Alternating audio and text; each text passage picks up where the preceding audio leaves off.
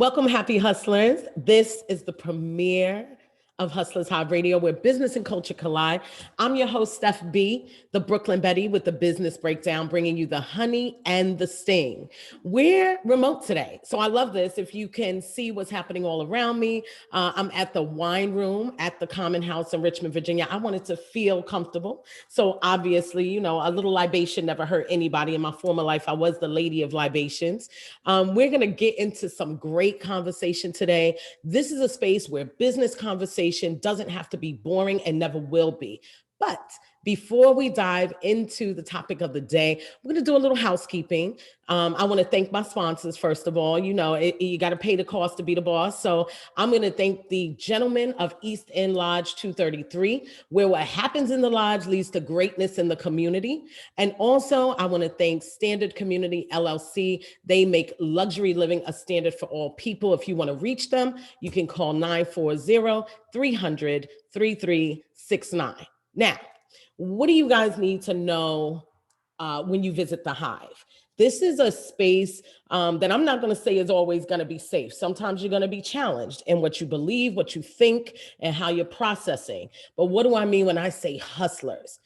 I'm talking about anybody that is in the business of managing life as a continuously successful human. So whether those successes are as an entrepreneur, whether you're a small business owner or a career professional, I'm looking at people that are always looking forward. They're creating the plan for the next big win. This is the space for you. If you're not sure of what to do next in your career or for your business, but you have the intention to do something, the Hive is the space for you. If you're a micro business owner that's trying to level up, this is the space for you. Basically, anything that you're looking to do to level up, to take your business to the next level, but also to understand what's going on in the world today, this is where you want to be. And when I reference culture, I'm talking about all the elements of this way of life that covers and make us who we are, impacting our daily experiences and our success space. So basically, I'm talking about attitudes, mindsets, lessons from corporate culture, small business culture, pop culture, American culture, Black culture, and more. And you heard me say it already. I'm your host, Steph B, bringing you the honey and the sting from the Hive. So today, I want to talk about something that's been pretty significant in the post-pandemic, and I really can't even call it post-pandemic era because we're still dealing with homeboy. He's still hanging around us and won't leave us alone. But I want to talk about the shift in employer and employee culture post-2020. It's basically become a thing that is a giant conversation. People are clearly positioning themselves on both sides of the conversation, but there's a lot that can be done to fix the problem. One of the things I always focus on is outcomes. We can discuss a problem, but we got to have an outcome. We got to be looking for a solution. So, as we say, people are in their feelings, right? And that's not to be dismissive of how either side of this discussion that we're going to have is feeling or what they're experiencing, but it's necessary to acknowledge it. And it's also necessary to say that the shift that we're all experiencing, the shift that's happening if you're a small business owner, a micro business owner, entrepreneur, and the shift that's happening if you are a employee or career professional, it's happening whether we like it or not. And we've got to find a way to balance the scales. The problem is for the longest period of time, the scales haven't really been balanced. And if we're being very honest with one another, we know that the scales have been imbalanced and really partial to one party of this conversation. Before I go too far, let's talk about a little statistic, right? Anything that's got numbers added to it is always good to have. So SHRM has said that in 2021, we'll see less labor force participation and unemployment and more job openings, which, quote, will lead to the same supply and demand issues we had before the pandemic, putting an emphasis on recruiting and fueling voluntary turnover. So that last part, voluntary turnover, is something that is they're referring to as a tsunami or a turnover tsunami. As many as half of the workers this year are looking for a new job. Now, employers are feeling that that search for a new job isn't really about a new job. It's that people are sitting at home, they're collecting unemployment. I'm sure that you have heard all the arguments. Maybe you've been one of the people that have talked about this and used that argument as a reason that you're finding a hard time identifying good employees. Employees, on the other side, are saying that they finally realize their value, they understand their worth. Sitting at home during the pandemic gave them an opportunity to kind of figure out who they are and what they want to be. What I'm here to tell you is we're in a space where we're always going to need each other. The employers are always going to need employees. The employees are always going to need employers. But it comes down to, as this shift occurs, rather than fight it, how do we come together to build a better opportunity on both sides, knowing that the American economy just doesn't work if you don't have both of them. So what do we know? One, we know there's a turnover, a tsunami turnover happening, as they said. According to SHRM, half of the workers are going to be looking for a new job this year. Two, small business owners are really bearing the weight of the turnover statistics that we're seeing.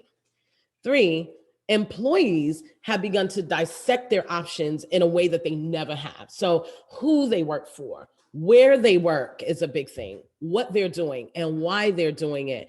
Basically, sitting still gave them a lot of opportunity to chew over the problem, and understand the value of where the fat is in the situation and where the meat is. And it's up to us to kind of get through that with the employee or to the employee. The other thing is that a conversation space has been made for a new generational mindset. This is one of the most interesting things to me. So, and y'all get comfortable with me. So when I look at this whole process, what I see and what I hear is that we're starting to transition who we sell to and how we sell, focusing more on millennial consumer market and now Zennial or Generation Z consumer market. While we're doing that, we also have to understand that not only are they the consumers of products and services, but they are now going to be the employee consumption. They're going to be the people that you're going to be employing. So ignoring their mindset is not going to help. Now, understanding their mindset is one thing, agreeing with it is another, finding a middle ground to work it out with them is a whole other conversation. The other thing is there's been a significant divide exposed between what I would say in this case is the payer and the payee. We already knew for some time that minimum wage conversations were coming up. Everybody was upset. And, we've been fighting for quite some time over a $7 minimum, federal minimum wage. We've been having discussions over whether service-based employees, which we immediately run to restaurant workers and things like that, should be making $15 minimum wage and things like that. But at the end of the day, we're going to talk about some of those problems, but we've got to understand that some of what the employees are saying and reacting to is real. On the other side, some of the things that the employers are saying and reacting to are definitely real. They come from experience. You have unhappy employees. You have employees that have worked in spaces where they've been undervalued financially. You had employees during the pandemic that basically were saying, prior to the pandemic, I was living paycheck to paycheck. The reason I didn't go back to work was it was finally an opportunity for me to be able to pay rent on time or to be able to pay a few months worth of rent. They're talking about the experience of not being paid well. The other side of this, and this might, not go over well with the general population, is that they're also speaking from a place of inexperience. So when I'm talking to the people that I work with, small business owners, micro business owners, and they're discussing the issues that they have, one of the things that really come to mind for me is that employees don't understand how business works. That's not what high schools are teaching. It's not even really what colleges are teaching. So when employees come into your workspace and you're expecting them to care about your business the way you do, you're expecting them to work as hard as you do, you're expecting them to create the same levels of productivity, care, and concern around your business as you do, that's an unreasonable expectation. It's not theirs. It ain't their business. Their business to them is coming in and doing the job that's assigned. Now, for a long time, any of us who are, Gen X or older, We remember walking into positions and every single job description ended with, and other duties as assigned. And we accepted that. We were okay with that. We figured that in order to grow, in order to develop, in order to be promoted, we would have to do these little extra things. In order to get a raise, we'd have to do these little extra things. Well, one, more savvy employees are understanding that you already built that raise into the budget. You didn't anticipate giving anybody a raise, and y'all should be honest about this now. You didn't anticipate giving somebody a raise in 2021 that you didn't build into the budget coming into 2021. But for the Gen Xers who were, especially people like me, if you are from a certain part of American culture, you were taught, go to work, put your head down, do your job, produce, go home.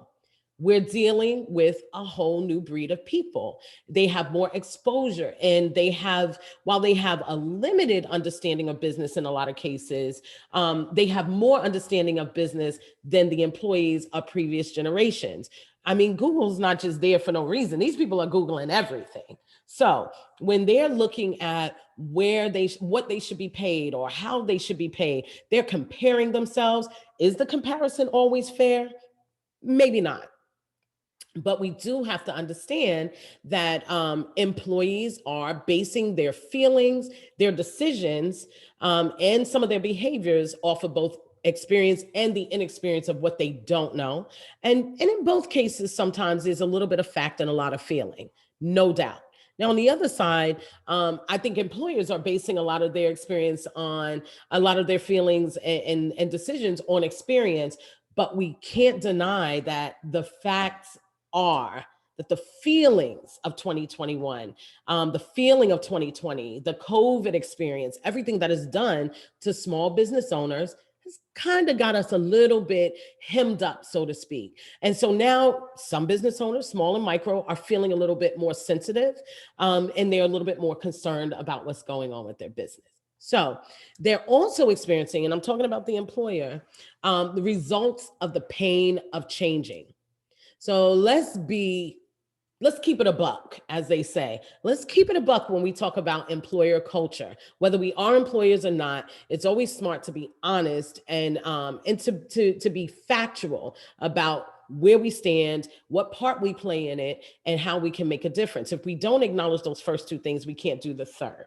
So employer culture in America was originally created by who? The employer. The employee did not, for generations upon generations, have a lot of input into how the business was run. The business laws and rules and regulations were heavily weighted on the side of the employer. That's why you can go back and look historically and see through the 1920s and 30s and 40s, all the way through the 80s and 90s, a shift, gradual shifts of culture where human resources and employees as a part of the business became something that people reflected on more, and more laws were built to either assist them, protect the employees. It's why we have labor laws for youth, because before, the employers could build a business, bring a 13, 12, 11, or 10-year-old in and work that business. Well, those things changed. And again, that's an acknowledgement.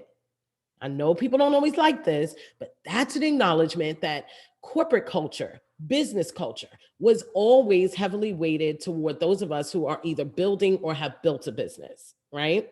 So that's one of the first things that I think employers need to be able to acknowledge, that for quite a while, and even now, the weight and the onus of either the success of the business or the joy within the business, because I'm very attached to the empathy of it all, was attached specifically to business owners, right? And how the business owner felt and what the business owner needed to do and develop. Fair in a lot of cases, but the fact that so many laws had to change year after year after year also reflects that there was a lot of advantage taken of the employee. And so the culture of the employer-employee relationship is one that has always had a low-level combativeness to it, except for the fact that the employer had the hold card and could keep that combativeness to a very low level. including fighting unions. If you're from my neck of the woods up in New York, you know that unions are everywhere. They're a part of the culture there. It makes things better for employees, according to the employees that work for those unions or that are a part of them. And when you look at the South, they specifically have fought against unions for a reason. Sometimes it changes, and I'm not saying that unions are always good or bad or what have you. Don't put it in my comments because I don't care. I'm telling you, I'm not making a decision about that. But what I am saying is that unions were developed to create some equanimity between an employer and employee, which resulted from the fact that employer-employee culture was heavily weighted to the demands and needs of the employer. So what's happened now? Now we have these, experienced young people who are driving the success of platforms that are being built by older people. So you look at something like TikTok, you look at the origins of Facebook. The success of those platforms were driven by younger generations who learned how to use those platforms really well. Then it transitioned to Instagram, TikTok, being developed by Gen X, not really boomers, but Gen X. And young people came in and made those platforms profitable and also found ways to become profitable to some degree on their own level, whether it's through streams, their videos, and so on. Those same people are now looking at your workplace as someone that feels more experienced than maybe I did when I was a 21-year-old employee. So they're putting more demands on American employment culture. And that's where we're living right now. Now we're living in a space where we have to determine, and this is for you guys, the small business owners, micro business owners that are listening and paying attention. We now have to determine if we're going to fight the tide or if we're going to find some way to swim with it. Change is inevitable. It's already here. I think at one point they were saying about 60% of individuals who were working remotely during pandemic decided that if they have to go back to their office, they would rather find a new job. You're talking about people who are coming out of a real stage of instability, being willing to quit because they want that one small caveat. They want to continue working from home. What is the employer going to do? Does it fit the business model? Did it make sense? The companies that are willing to look at the tide of change are definitely going to do that. So I'm going to get an opinion in here. You cannot see the man of the hour on the other side that's sitting with me, but I'm curious.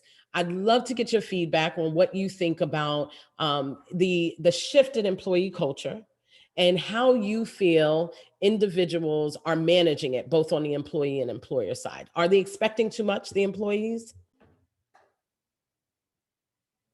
All right, so before I let my partner in crime over there answer the question that I asked, the brand doesn't build itself. You're listening to Steph B, Brooklyn Betty with the Business Breakdown, bringing you the honey and the sting on WQCM, The Choice, 105.3 here in Richmond, or streaming on 105.3.org, excuse me. So yeah, you got to pay the bills. The brand doesn't build itself. Now, that being said, let's go back to that question. I mean, you've been on both sides of it. I have been on both sides. Right? You've been an employer, you've been an employee, you've been an employer.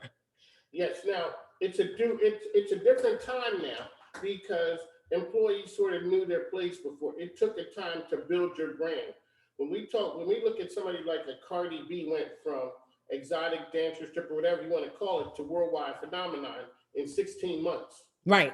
Everybody has that idea in them. Yeah. And what you're bringing to the people is, as an employer, how do you cultivate a winning culture to be able, one, to attract them, and two, how to hold them when they get there? Exactly. I think a lot of times what employers do is I used to hear somebody say, we want somebody to fit the culture. That's one of those things that makes the culture almost exclusive, meaning there are only certain kinds of people that are fitting here. Sometimes you want to bring people in that are different than the rest of your culture. But if you do, you have to be strong enough to take the difference. Well, and you know what? The differences are sometimes the things that breed success. You know, you bring people in that think differently than you, that behave differently, that are still professional, but they might move just a little bit different. You know, I could say that in when you look at Northern and Southern culture, sometimes some of those Northern businesses could use that little, you know, slow down moment, learn how to connect, build a little bit of rapport that you might see coming out of Southern culture. And then vice versa, you might need to inject some of that Northern culture into a Southern business where it's go, go, go, let's get it, let's get it. You know, it's identifying that things are changing, whether we like it or not, right? And to know that, you know, people like us, we're on the other side of this. You mentioned Cardi B. She built an entire brand. And I think what we have to remember is that most of Generation Z and young millennials are really, they believe they could do the same thing. Everybody believes they could do the same thing. Everybody knows a person of what she made it. Well, think about how many dancers or singers or whoever it was who didn't make it. Right.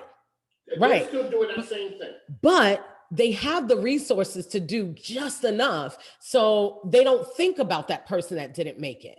They're not focused on that. That's not where they are. So when you start targeting these individuals who in their minds have a millionaire mindset or entrepreneurial in nature, you know, as somebody who's been a professional salesperson most of my life, I would always hear, yeah, we want somebody with an entrepreneurial nature. And I would say that they do until they don't. Right. And so what that brings a lot, it brings a lot with it. You know, it brings somebody that's self-assured, as entrepreneurs should be. It brings thinking outside the box, which doesn't fit culture all the time. Right. And then the big thing too is that with that entrepreneurial nature is it's not always seasoned. So are you willing to bring somebody in with an entrepreneurial nature that's kind of got to learn and grow and make some mistakes, and you're willing to allow those mistakes to be made? With this new generation, I really feel like that's going to have to be the change, is that we're going to have to adjust to the mindset, get them comfortable enough that they want to work with you, because you're going to need them. I'm not going to do it. The 50-year-olds are not going to do, the 60-year-olds are not going to do it. So you might as well understand it's no different than kids. Right. You know, I didn't always agree with how my kids looked, what they were doing, what they were saying in the sense of, you know, their youth. But I recognize that there's value in it. So it's how do you understand where the value is and not let your employer ego get in the way of you being able to build something great with this new generation of employee? And I have some tips for that. Okay. So before we get into that, again, the brand does not build itself. I am going to thank my sponsors real quick. Again, the Gentlemen of East End 233. It is one of the most fantastic lodges in the market. I'll tell you, they throw a good party if you want to show up, and proceeds typically go to a good cause. Also, Octane Sales Solutions. If you are a small or micro business looking to do big things with your revenue and profits, you can reach them at 804-779-9450. So we're going to hop into a little bit because we can't end without talking about how we fix it, right? And again, I know I've talked a lot about the employer, but the reason I'm talking a lot about the employer's responsibility is because you own it. It's your baby. It's not theirs. If it falls apart, if it breaks down, if the engine doesn't work, you were the one driving it. So what can we do? We can complain less, we can talk more. It's important that right now we know for sure that businesses still are going to need these employees and people are going to need jobs. So how do you make yourself more palatable? Bring people to the table. Start to identify what it is that makes them either want to work with you or not want to work for you. It's important to ask those really good questions. Complaining in a wind tunnel of all your entrepreneur friends is not going to grow your business. 2, small business owner, don't ignore the values of perks. I get it. We can't afford the benefit package that a Capital One can afford, but you can connect at a very low level with your individuals with perks, things that other people might be willing to barter with you for. So if you're a small business, gym memberships and things like that might come in handy. Local restaurants that are willing to give, you know, monthly discounts to your employees. Find a way to make your business environment exciting for the newer generation to want to be in. 3, employees. Be honest about your expectations. There's nothing worse than hiring someone at $10 an hour who decides that all of a sudden they're a $30 an hour individual. And know your truth, not just what you think your worth is. Really know what you're bringing to the table. And then and last but not least, and this is employees and employers, embrace change. It's inevitable. It's here. It's not coming. It's already here. So to sum it all up, and again, this is Steph B, the Brooklyn Betty with the Business Breakdown. This is what I'm going to leave you with today. In big business, there's often a culture gap in the American experience between executives and employees. There's a huge disconnect. In small business, that does not have to be the case.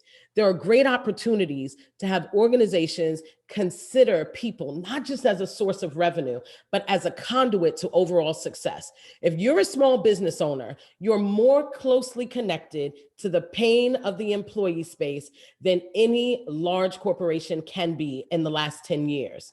Dig into it, find an opportunity to work together and make big business better. Again, this is Steph B. You are listening to me on WQCN on 105.3 The Choice, streaming at 105.3.org. And I look forward to you coming back to the next show. Thanks so much.